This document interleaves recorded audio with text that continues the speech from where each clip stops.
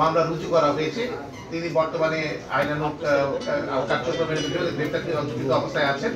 এছাড়া তার প্রতিষ্ঠান এগ্রো যে লিমিটেড তার এবং তার যে ওখানকার ব্যবস্থাপনা পরিচালক তাদের বিরুদ্ধে আমরা আইনানুগ, এছাড়া আরো 5-7 জনের বিরুদ্ধে আমরা আইনানুগ ব্যবস্থা কার্যক্রম গ্রহণ করছি।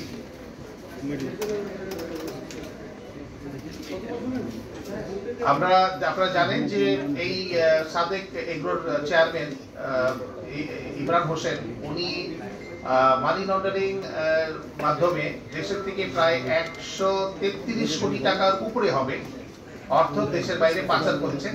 তাছাড়া উনি বিদেশ থেকে সরকারি যে নীতি আছে রয়েছে, যে আপনার কৃত্রিম গো প্রজনন কেন্দ্রে সাভারের যে আপনার যে সরকারি যে নীতিমালা রয়েছে, নীতিমালার বাইরে গিয়ে উনি ব্রাহ্মা জাতের বেশ কয়েকটি গরু, প্রায় 15টি গরু দেশে আমদানি করেছেন। এই গরুগুলো আমদানির আড়ালে আমরা যেটা জানতে পেরেছি যে প্রায় 86 লক্ষ টাকা উনি দেশের বাইরে অর্থ পাচার করেছেন। এছাড়া আরো কিছু বিষয় তদন্ত রয়েছে।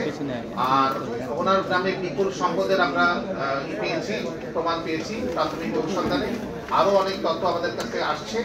আমরা প্রাথমিক যে অনুসন্ধানগুলো যেগুলো পর্যালোচনা করেছি সেটা দেখতে পেয়েছি যে প্রায় 11 কোটি টাকার উপরে বিভিন্ন ওনার প্রতিষ্ঠানের নামে এফডিআর করে পরবর্তী পর্যায়ে এফডিআর কৃত টাকাগুলো দেশের বাইরে লন্ডার করা হয়েছে।